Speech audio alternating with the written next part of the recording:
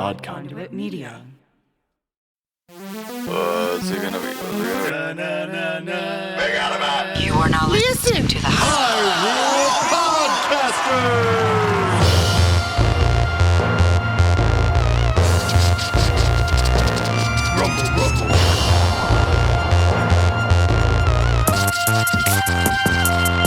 Hey there, fellow Triforce Seekers. Welcome to the inaugural episode of Hyrule Podcasters!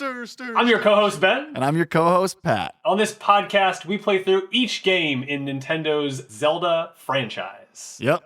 We're pretty practiced gamers, but we're not experts or purists. We're just experiencing each game start to finish in chronological order. In this first episode, we'll be giving you some background about us for the first 15 minutes or so. Then we'll hop into playing The Legend of Zelda. Oh boy, what a game. I can't wait.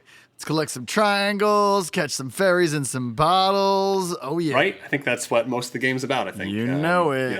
Soon we're going to be doing some fishing and things like that in some later games. That's yeah. always a big highlight for me. Gotta as love well. the fishing. We've known each other for, 34-ish years, something like that. And have been playing video games together for the majority of that time. Most of them. We actually got into video games primarily because of our mom. Thanks, Mom.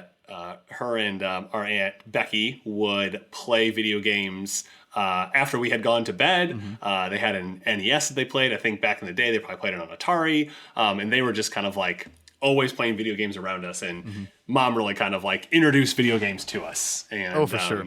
I can certainly remember, I think my first vivid memory, Patrick, of Mom playing a video game was either The Legend of Zelda or Star Tropics. Do you remember one of those playing? Oh, definitely. It's too far back to tell which was first, but those games were frequently played when we were just little children all the time. Yeah, just down in the basement, just playing away and, hand-drawn maps, like all the great stuff kind of from that, age of video games. I don't know, the golden age of video games, not really sure what all the different ages are, but definitely a golden age to me, for sure. Same here. I mean, I remember us being over at grandfather and Nana's and the adults playing NES. Oh, for sure. And I specifically remember being real young and people trying to beat Mario and talking about how good you were at. Yeah, I think that's a family legend at this point. Yeah, I was able to kind of play Mario at a very young age, although I don't think that was anything special that has gone on in my life at all. I'm definitely a very basic video game person, I think, for the most part. You would consider your skill level at basic? Well, I guess that's not right. I don't do it. I did not decide to go into video games. This is, my very first entree into doing more than just playing video games. I would say, I very much just play and consume and enjoy video games as entertainment and something like that. Nothing I've ever looked into doing more with is what I meant. Okay, I see. I'm just a video game player, I would say. Okay, so you're. Well, what would you consider yourself? Would you consider yourself an advanced video game player?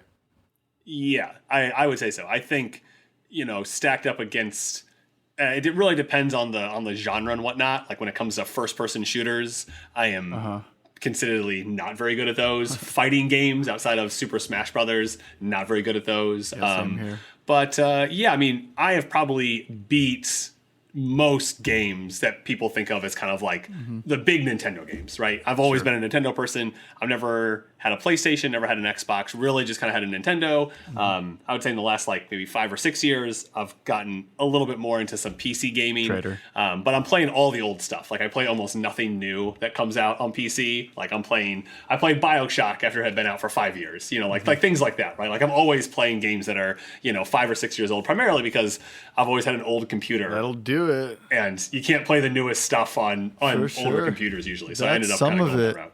I mean, I think that we as kids were Nintendo kids because that's what Mom got and signed up for Nintendo Power, bought all the new Nintendo games, and when PlayStation came out and then later Xbox came out, I feel like we'd already put so much money into Nintendo stuff. We're we're just going to go 100% into this. We also had a computer, but it wasn't necessarily a gaming computer per se. I don't know. We had like The Sims and yeah, definitely The Sims. Definitely Roller Coaster Tycoon. And then I would say you and I in particular. I mean, I can still remember when we got kind of our first. Growing up, we had one television in the house, and I can still remember like the Christmas that like mom and dad got us like our own 17-inch television with a VCR in it, with those, that beautiful like yellow, red, and white, inputs right there in the front. Right in the front. Yeah. And we set up, we got that put in the basement and got to plug in our probably a 64, maybe a GameCube. No. We already had the TV when the GameCube showed up because we went downstairs right away and plugged it in and started playing Luigi's Mansion. Yeah. So yeah, I mean, we certainly did that. And then, as we've gotten older and gone through college and gotten out of college, all that kind of stuff, like, one of the main things that you and I spend a lot of time doing when we get to hang out is playing video games. Everything from, I can still remember, I think, like a year and a half ago when Tetris 99 came out and just like hanging out with you in New York and just like sitting on your bed, chilling, playing Tetris 99 for hours, like just things like that have just been like so much fun. Yeah, buddy. Into it. We did dip into the Sega because that's what was at Grandfather's. Yeah, Nan and Grandfather's. Yeah, the Sega Genesis. But we don't. A lot of Road Rash, Sonic the Hedgehog, Marble Madness. I love Marble Madness. But we pretty much stuck to those games. We got more Sonic games as they came out. My biggest moment with specifically Zelda, I think, because you were like the child video game prodigy. Sure. And I will claim that mantle even if I really don't want to. Within the family, that was like you said, yeah. that was family legend. And I was the little brother of, right? And I got a lot of second player action. I got a lot of I'll beat that for you, Sure. Yeah, absolutely. Yeah. We're drudging up the past. Ben, so for all of our listeners, Ben was a very competitive young boy, and I was always kind of like, I'm not nearly as into competition. Patrick is exceptionally competitive, though, I would say. Sure. But yeah, you're definitely quite competitive. But I think that I ended up playing less video games by myself than you did when we were sharing. And the Game Boy was really a breakout thing for me because that was you couldn't come in, mom couldn't come in and be like, I'm going to help you play this video game. Also, I'll share. I'll give up. I'll be like, yep, that's hard. You do it for me. I was the baby of the family. So like I played into that dynamic as well, gladly. But I mean, how many Game Boys do you have?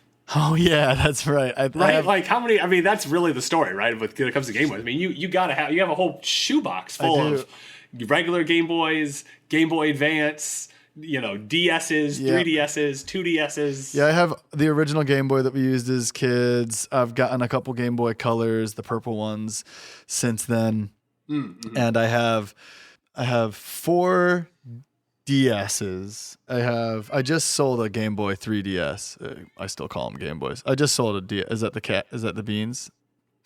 That is. Yeah, I probably have 15 or 16 Game Boys right now. And the Zelda game that came out for that, Link's Awakening, is my favorite Zelda game of the series. Just because I can play through it like at any time. And I was so happy when they made it all pretty and took away the borders between the squares on the map. For Switch, that was really cool. But I remember specifically, we had to clear and set the table as kids. Set and clear the table. And right after dinner, I'd run upstairs to the bathroom and play Link's Awakening for like a half an hour on the toilet. And that was. Yeah. My mom and dad are like, you okay? And I'm like, oh, having a real hard time in here. Pat, the amount of fake poops you did to get out of work when we were younger is astronomical. Yeah, and Zelda was one of the first. Hide in the bathroom. I mean, I think that was your real entry into Zelda, right? Would have been the Wind Waker. Yeah. Link's Awakening. Oh, yeah, Link's Awakening. Sorry, yeah, Link's Awakening. And Wind Waker was the first longer Zelda game that I played. Okay. You were off in college or whatever, and I just sat with the GameCube and knocked it out. Yeah, I mean, and I think, I definitely remember playing the Legends of Zelda, the first one. Oh, yeah. I mean, obviously, like, once I was, like, older, I mean, it came out in 86. I was born in 86, so obviously I did not play when it first came out. But then, I remember being a kid playing it and being able to beat it. Yeah, man. And then, obviously...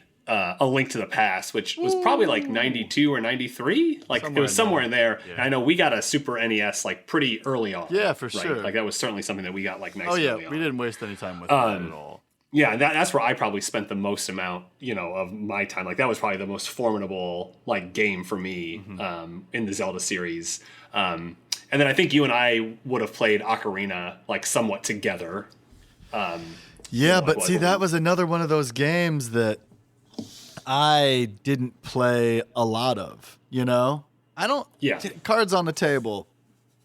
I don't enjoy Patrick here. I don't enjoy talking to townspeople, wandering around, trying to go to the thing, but the hill by the this or the that. I get lost easily, and I have no patience for reading. If I wanted to read, I would get a book. RPGs are not my thing, but I can get through Zelda games without really having to talk to that many people.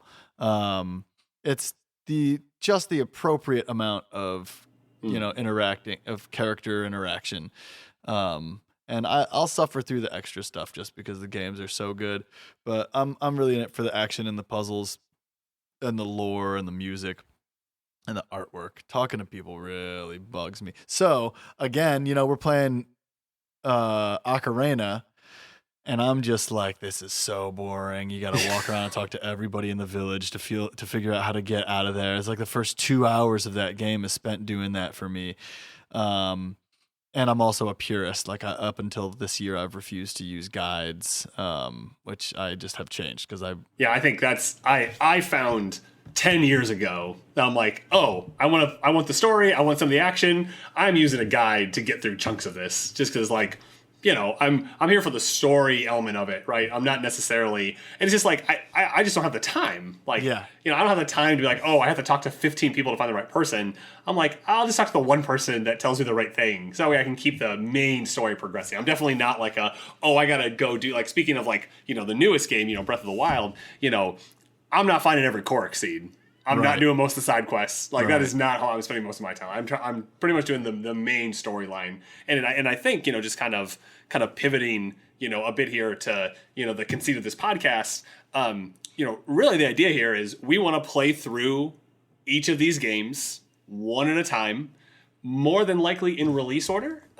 We haven't quite, as lots of new podcasts get into, I'm sure, we're going to be flexible and be able to adjust as things go. But the plan here is to play through these, and really offer like, a narrative storytelling, like as we're going, right? We'll be playing through them together, talking, going through the different puzzles, going through the different dungeons, talking about what we're doing, and really trying to give you, as you're listening, an experience, like you're watching people play, right? I will say, we're definitely kind of, one of the podcasts that I've really enjoyed over the past couple of years is a podcast that's, similar, like in conceit to this. And so the podcast that I've listened to for the past couple years is No One Can Know About This. And it's just these two guys, and they are just playing through the entire Final Fantasy series. And I've just really enjoyed listening to them, even play through games. They're playing through Final Fantasy VIII right now. I never played Final Fantasy VIII, but I still just enjoy hearing them play through the game, right? And we are trying to deliver that same kind of entertainment here with the Zelda franchise, another beloved franchise that, is on its, 35-year anniversary, which 35 years normally isn't anything, but last year they kind of kicked it off with Mario's 35th anniversary, and so we figured, well, it's a great time to kind of delve back into Zelda, and so that's what we're going to be doing here. Yeah, buddy. And as I said before, I don't like talking to the townsfolk. I'm not going to be ashamed. I refuse to any longer be ashamed of my downfalls in video games. I'm going to complain about the map and use a guide if I feel like it, because I am now, how old am I? Am I 33? you were born in 87, so yeah, you turned 33 in 2002 or 2020. You turned 33. God!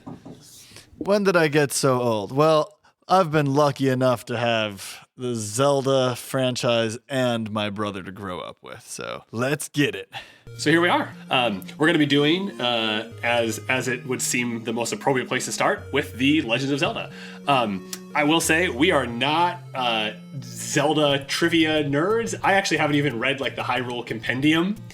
So, I don't know kind of lots of backstory and that kind of stuff. I know the game came out in 86 because I can see it right here on the screen in front of me. So we are starting, like I said, where the series starts with A Legend of Zelda. Here we go. Is that in poor taste to I like it. No, I like it. Make a Mario joke? So what name are we going with here? Just go with the classic Link? Oh, no, let's do something ridiculous. All right. So I usually name my characters something childishly vulgar or something that sounds like a ridiculous old English, like Gorth, Gorth, I like that. Can we go with Gorth? Yeah, let's go with Gorth. It kind of sounds like some Middle English brute kind of guy. All right, here we go. Let's see how many times we end up dying. Right now, our death count is at 0. Oh wow, they just keep your death count under there. Yeah, they keep your death count. Wow, what an opening level. So you can go up or to either direction or into the green cave, and you go see the man. Here we have the old man telling us it's dangerous to go alone. Take this, and we have the wooden sword. So just like that, they already they get you going right away with the sword. So, okay, slow down. This game starts. You're just this little fairy-looking thing, and you name yourself, and then you have the option to either go up, right, or left out of the screen that you're in. But there's also a cave, which is far more intriguing than just, what you're thinking is going to be to another section of the map. You go into the cave and the guy equips you, but you start with nothing in this game. Yeah, you start with absolutely no. I mean, you have a shield in front of you. You have a shield, but it doesn't like they're starting you off kind of in a defensive posture, right? Like saying like, oh, you could block stuff. You already got hit, bro. If something comes at you. You did not block that. No, I did not. Yeah, so going up a screen, we find the Ocrocs. I think that's what they're called. Ocrocs. Right? Oh man, we got to look up like the enemy list name. Yeah, I know. See, not knowing this stuff, I feel like we're just gonna be like, oh, I want to know this stuff, even though I didn't think I was going to already. Yeah. Octorock. Yeah. So, now all we're really trying to do here, and like I said, this is a game that I feel, fairly confident, going through it. Our main goal, there are 8 dungeons in the overworld, and our job is to conquer each one of those dungeons, get the magical item out of it, and get the Triforce out of it. To get the Triforce piece out of it. Are we just gonna go in order? Do you have to go in order? Aren't there some dungeons you can like do early and whatnot? Yeah, I think there are some you can like pop into to like get like I think you can get like the raft early or something like that. Mm-hmm. I am not nearly as up to date on what to do there, so yeah, I think we'll probably just go in the order that I know. Great. And yeah, so we're at the first dungeon, which I'm just like I'm trying to put myself back in like 1985, right? You're booting this game up, and just like our 1986, and you're wandering around, and you stumble across what is essentially like a dead tree, with eyes and an open mouth. Yeah, big old like a Kirby tree, but if he died 100 years ago, 1,000 years ago, and just thinking about like like all of this is just so normal for for people who game now, right? And just thinking like, oh, at one point this was not. This was all novel. This was all special, incredible. And you kill. So you get into this creepy bluish dungeon. You take a left, and there's some bats you have to kill to like further the idea that you are underground, like in a cave, in a like dungeon. We tend to think of dungeons as these elaborate castles that bad guys put other bad guys throughout, but they're we're like in the earth. There's no windows. What are those knobs on the walls? Yeah, I think those are just kind of like, just some wall decorations, know? I mean, you're like right away, right? I mean, you go to one room you walk into the dungeon, you see a locked door, so you have a choice of left or right? You go left, you fight some bats, you get a key. You go right, you fight some skeletons, you get a key. But like none of these are pushovers. I mean, you have 3 hearts when you start. These guys, hit you for half a heart piece each. There's, it's not a walk in the park. I'm gonna die so much. Yeah, because you're in a dungeon, right? Yeah, skeletons and bats starting it off spooky, real spooky Zelda. It's so crazy how these characters have morphed into their modern day versions. Yeah, but you can see like the bones are there, right? The bones are. Yeah. Oh, and the bats aren't called bats; they're called keys, right? Yeah. Keeses. So then we enter into like the first room here where the door actually closes behind you, and there's like 10 bats or 10 keeses here like in the room, trying to attack you. And if you hadn't picked up an extra key earlier, you kind of be stuck in this room until you kill everything. And then you're in this room where there's just like, there's just like little green dots is like on the screen, and there's just a block right in the middle of it, which is just it just tempts you to push it. Like, how can you not push a block that's just sitting there? But again, like in 1980s, like we think to push blocks all the time, right? Because that's the thing you do. We know.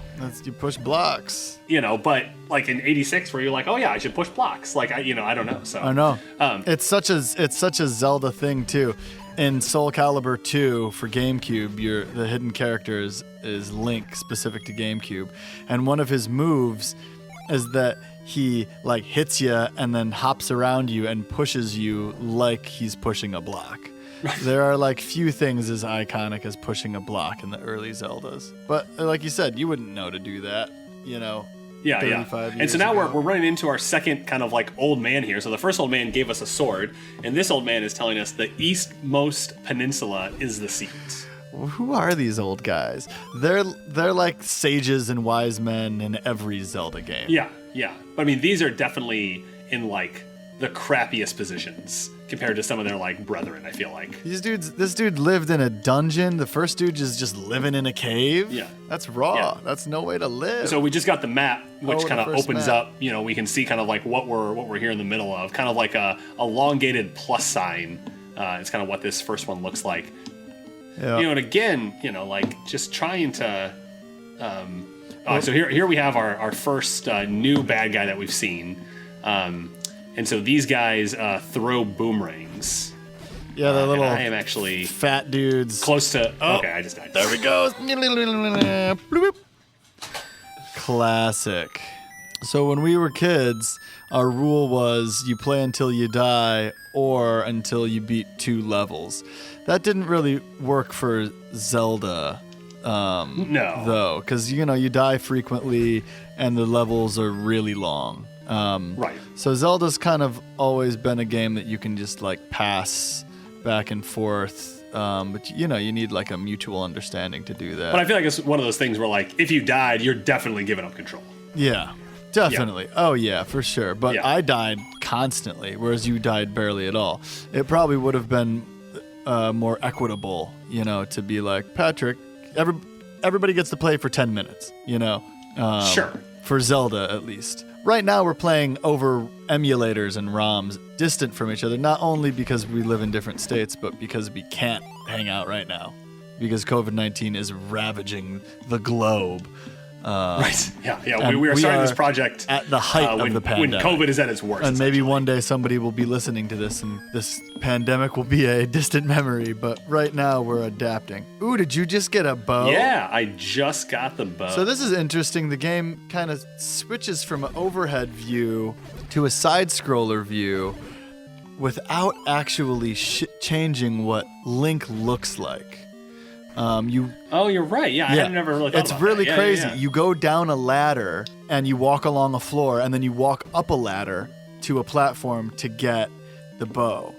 And it has totally shifted from aerial view to side view, but Link never changes the way he looks because he stands upright as he walks along, despite the aerial view. Yeah, so, we get the bow in the first level, but what you don't get is you don't get arrows. And then you're in this room, which I I think you're with moblins. I think those with those things that throw the boomerangs. I would say those are moblins.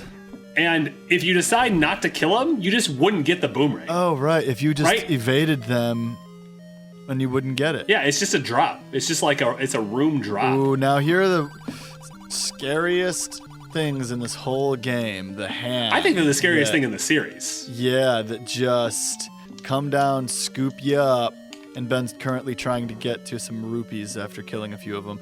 They'll come scoop you up and take you to the beginning of the dungeon. All right, and our first dungeon boss, a little dragon spitting 3 beams at you that kind of get wider as they go along. Bang, knocked him out with a little sword shoot zappy, and hooking around to the first little piece of the Triforce. And there you go. Yeah, so that's level 1. Like I said, it's most of the dungeons here at the start at least are, take a couple minutes to get through. The further along you get, especially, assuming we get to Death Mountain kind of in this like initial like run, it's such a long dungeon. Really? It's like a 20, I haven't ever finished it in like probably less than like 20 or 30 minutes. Unless I'm like staring at a guide, and just going like, piece by piece. Well, maybe you can be my guide when we go through the... Well, yeah, I think that was one of the things that we were like chatting about earlier is, I have no preconceived issues with, or preconceived isn't the right word, but I have no issues with using a guide to kind of help, get through some of the trickier parts in the game. So yeah, for sure. So right now, if you're, if you really know kind of this game backwards and forwards, I'm just headed, I headed south, from the dungeon. I'm going to the item shop, and I'm not sure what's in this one. I'm looking for the candle. Yeah, there we go. So you want to get the candle. Again, I'm sure there are people that are going to listen to this and be like, you absolutely don't get the candle this early on. Yeah, whatever. I like the candle because it allows you to burn bushes and discover kind of like secret spots. And so you start by being able to buy the blue candle, and then later on you find the red candle. And the difference being is that the blue candle you can only use it once per screen, and the red candle you can use on pretty much every screen, or you can use it as many times per screen as you want. So that's the main difference between the two of those things. If we had a bunch of Zelda knowledge, we could have called our podcast "It's a Secret to Everybody." But I feel like that's misleading because we're not giving tips and tricks. We're just kind of playing through. Yeah, I think most of the stuff is a secret to us as well, which is kind of a problem. Oh, you got. Yeah, I forgot that I didn't have the. I don't have the magical shield. So. Right. So now I'm just heading east. Well, I did mention earlier I have beat the game many times. Sometimes remembering where all the dungeons are takes a little bit. I feel like one of these bushes on this screen you can burn, but let's see if I am correct here. Yeah, I guess not. All right, so we're gonna head over to dungeon number 2. And so when we get there, so now we have you know what, actually these might be moblins. I think the other ones are called Goomas? I think they start with a G. Yeah. I don't know, I think you got a... Moblin, a fairly common enemy. They're a well-balanced threat. So they don't look exactly like either of them. I think they're both moblins. These guys, that's the image that they use for moblin. Stalfos is what the skeletons are called. Stalfos. Maybe it's like Stalfos. All right, so we managed to get to the second dungeon here, climbing up this like big impressive stair set. And now this one looks more like a dungeon, right? Like there's metal guards on either side. There's a mouth entrance. They definitely go with the mouth theme for all the entrances. You know what I mean? Yeah, that's good. Step into the maw. You know what the hands are called? I don't. Wallmaster. Yeah, that sounds. So just killed a new enemy there. Those are the snakes, which I'm sure have a much cooler name than the snakes. One of the nice things about this game is that, keys that you get in one dungeon, you can carry over to another dungeon. You can also buy keys in the overworld in some spots. Kind of saves which is something that they changed for later games. Yeah, that you can't do that in later games. You can still do that in Link's Awakening, I think, the original one. Yeah. Yeah, because I remember I'd get a key in the first dungeon and use this cheat to hop through it, and then I'd have extra keys the whole game. Yeah, they also have the in this game they have the thing that stops time, which is kind of nice. Oh, the clock that you get, and everybody, the enemies just kind of freeze.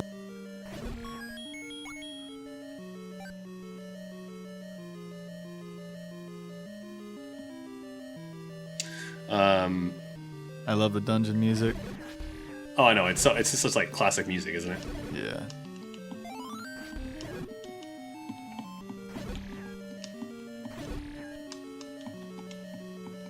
Oh yeah, that's another thing that they had gotten rid of, or that they have in this game. So so there are times when I always think of it as killing the captain.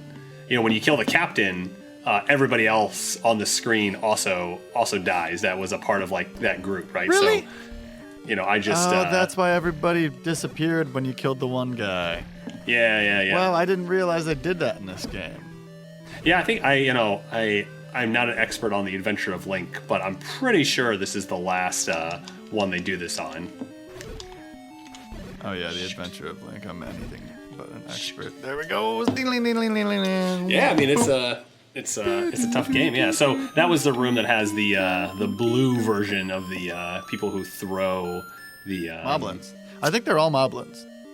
You think they're all moblins? Okay, well we'll just go with that.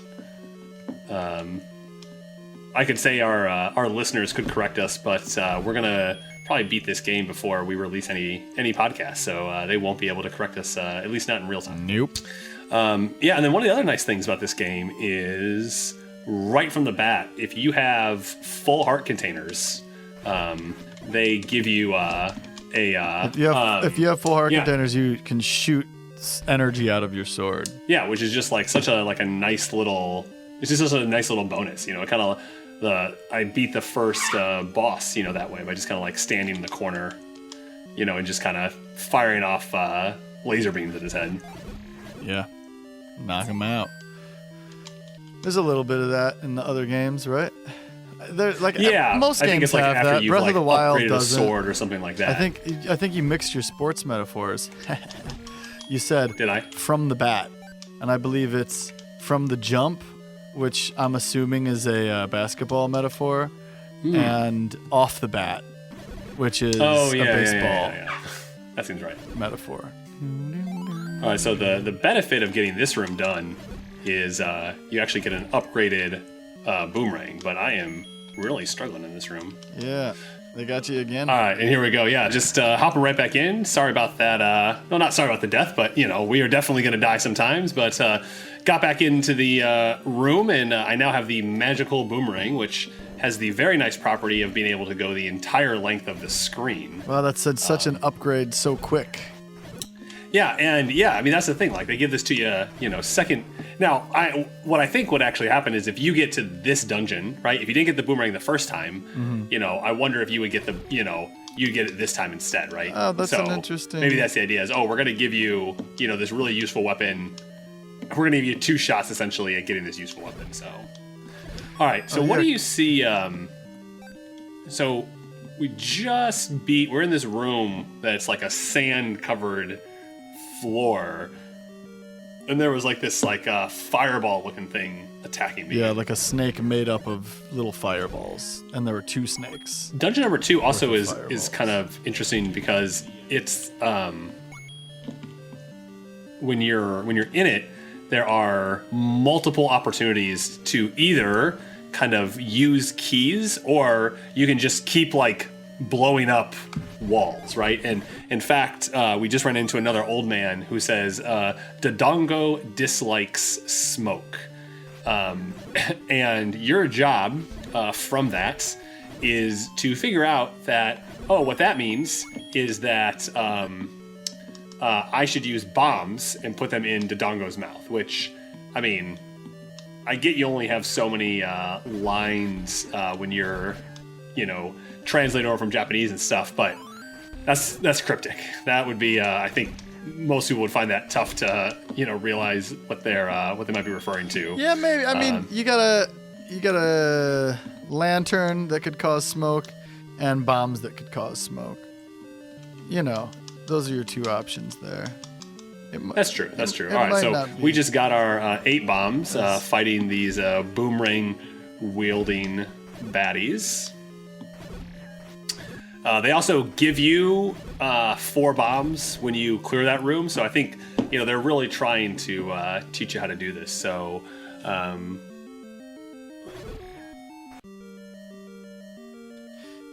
right, so let's go fight Dodongo. Dodongo, he's a Triceratops.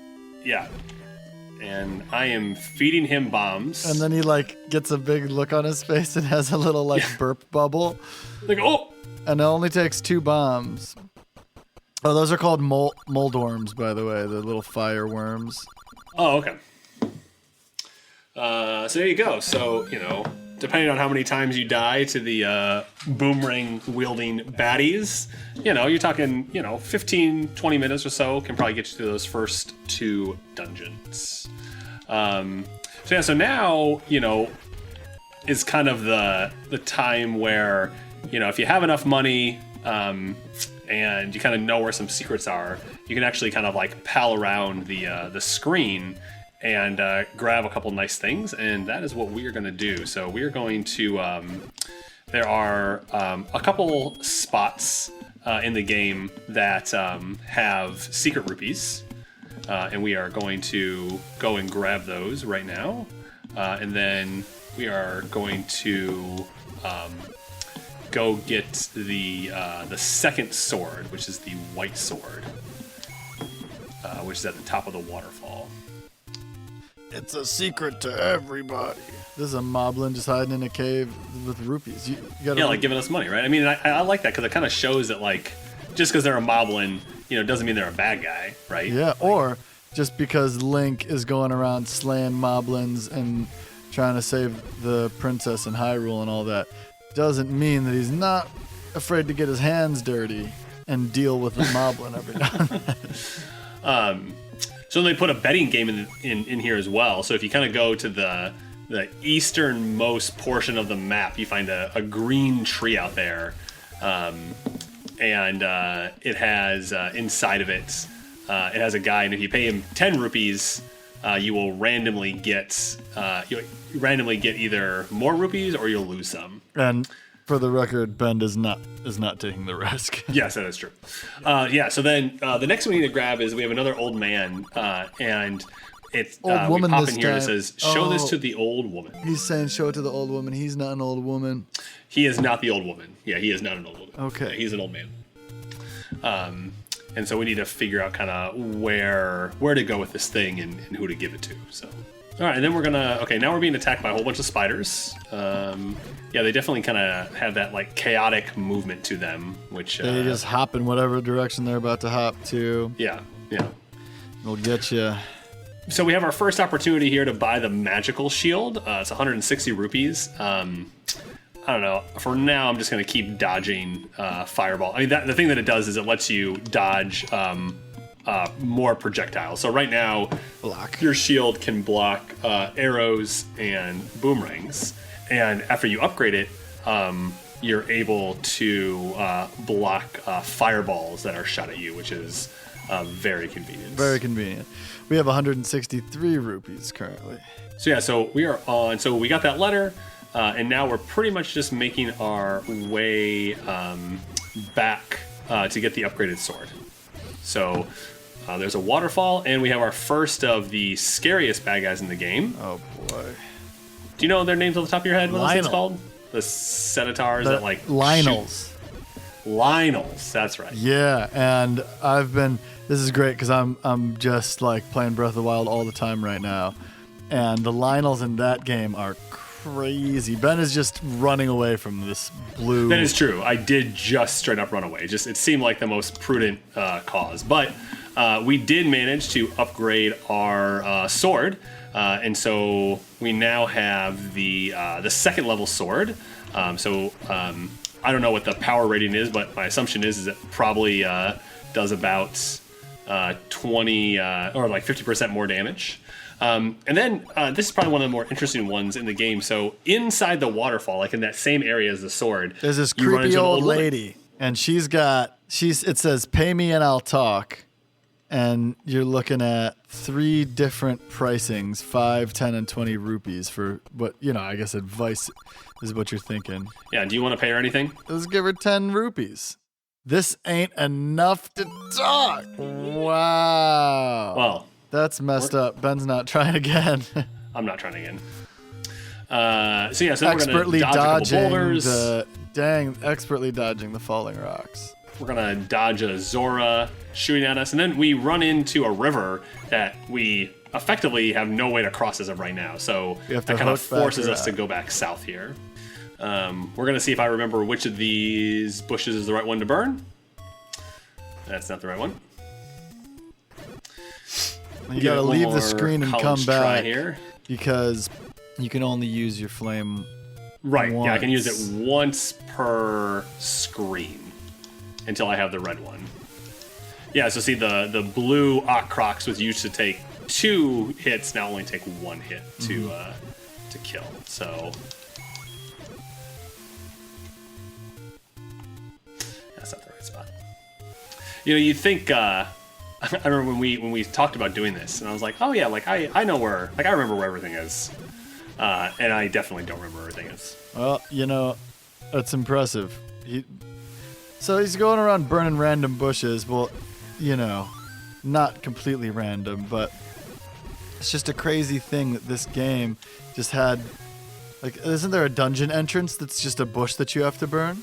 Yeah, it's like number 7, I think. Like, it's what? Just like, how are you supposed to know that? I mean, I guess an old wise man might say something to you. This is sexist.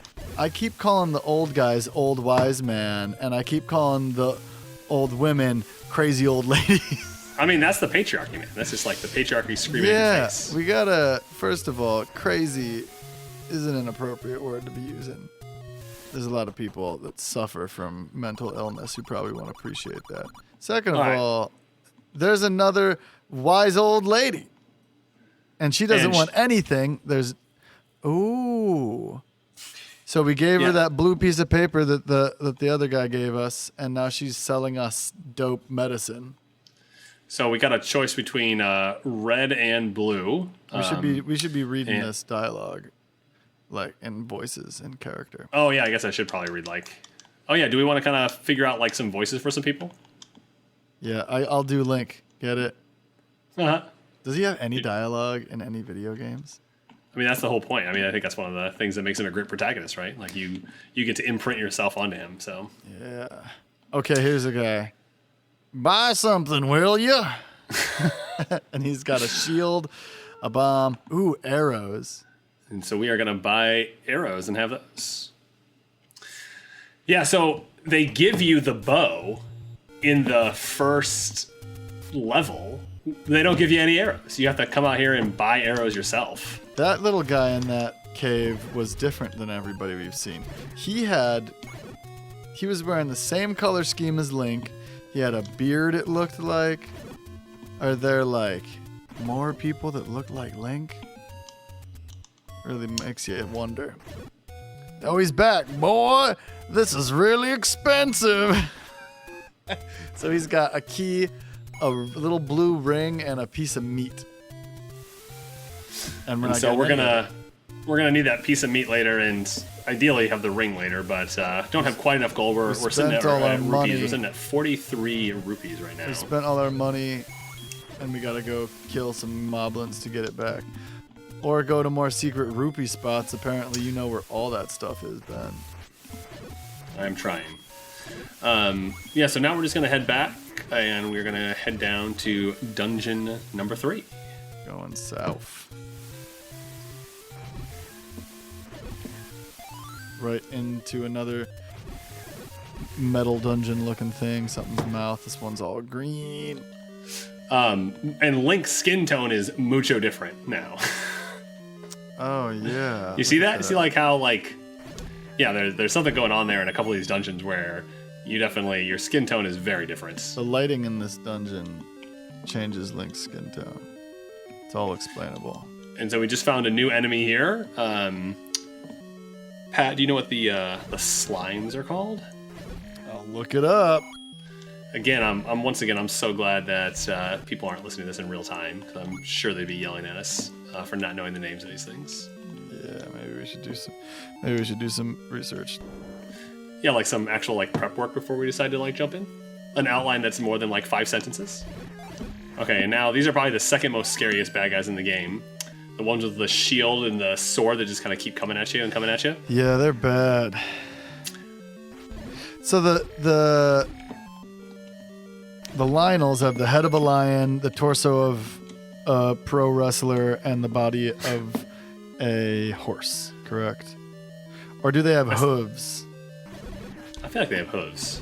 And that's not a oh, it depends on what kind of hoof. Hoof? Hoof? Hoof? All right, what are these guys called? Armoros, maybe? Something The like that? slimes are called Zol, Z-O-L. Oh, the slimes are called Zols, okay. And these guys are... do they have cross shields? Yes. Dark Nut. Oh, that's right. Okay. There's literally... Do you see how many are on the screen right now? Oh my gosh. There are 8. In one room in the dungeon. 8 Dark Nuts! Oh, nice. You use a little bomb. Oh, that's a good tactic. Just keep blowing them back into the corner. Dang, bro. You got skills. Ooh, corner. Still got it. Oh, it almost made you go into the staircase. Oh, I would have been so salty. There you go. Oh, and you just got a bomb. They gave me bombs. Well, you got multiple bombs. Always trying to bomb the walls. And but yes, this is where we're back into the side-scrolling. Yeah, and then they do this in Link's Awakening, right? Yeah. They do this side-scroll thing. Yeah, and I think the character looks different. And there's Goombas. Yeah. And I think that it's the Mario... I think that it does the Mario dungeon music, too. Maybe I'm making that part up. You know, that game, I can't wait to get to that game, not only because it's, one of your favorites, but just like, it is definitely a unique take on the on Link, especially like, that was what the fourth game that came out. Yeah. But I mean, you got to think, right? I mean, like, Link's The Adventure of Link. That was compared to what most people were expecting, was a very different game as well. Yeah, I think having the side-scrolling component and whatnot. I mean, it's just a completely different game. They realized what their formula was, and they went back to it. Yeah. But Link's Awakening is the first, of the series to abandon the Zelda idea in a game called Zelda. That's right. And they then, I guess like Wind Waker and all those don't have Zelda in them. And Link's Awakening is probably in that timeline. Did you get the sword from the old man on top of the waterfall? Asks the old guy in the dungeon. The answer is yes. We already did that. Yes, we did. We knew about that. This dungeon is much harder if you have the wooden sword. Those Dark Nuts they already take either like 3 or 4 hits to kill them, and I think it's like 3 with the white sword, and if you have the brown wooden sword, I think like 5 or 6. I mean, it's very difficult. I love hitting those Dark Nuts with my white sword. All right, so we got our map. Nice. And we just have a few rooms left here, and then we'll beat the 3rd dungeon, and we will ride off into the sunset and probably take a little break here. So let's get these Dark Nuts done. Okay, so they take 2 with the white sword, which means they probably would have taken 4 with the wooden sword. And you got to get them not on their shield. Yeah. I mean, that's the... They're like you. They can defend themselves. Yeah, okay, so in this room, right before the boss, it's not that threatening. It just has some keys and some Zol. But it also has these, like, fuzzy white things. And if they hit you, you can't use your sword. Which is a terrible thing to not use. All right, here we go. Here's our dungeon boss. It is clamshell heads, 4 clamshell heads sticking out the sides of a body, and they all spit little fire things. Ben took care of it real quick with some bombs. All right, so we've been going for about 45 minutes or so. We got 3 dungeons in. We got the white sword. Okay. And with that, folks, we've just finished dungeon 3, and that is our cutoff point for today's episode. So a quick recap. We got the game going. We ended up beating dungeons 1, 2, and 3. We've collected both the wooden boomerang and the magical boomerang, the bombs. We have a bow and arrow. We have a blue candle, a raft, and we have a red potion. And then we also upgraded our sword and have the white sword. So we are certainly kind of ready. Those first few dungeons, they are challenging, especially that third one definitely adds quite a bit with the dark nuts that are around. But I would say the game from here really starts, can hit you in the face pretty hard. Yeah. And so next time around, we will tackle dungeons 4, 5, 6. We'll get the magical sword. Magical sword, not the master sword, which doesn't show up till Link to the Past. Anyway, we got more stuff to get after that. We'll kind of get the rest of the items and see where it goes from there. So thanks everybody so much for joining us for this inaugural episode. Yeah. Again, I'm Ben. I'm Pat. And this is Hyrule Podcasters. See you next episode.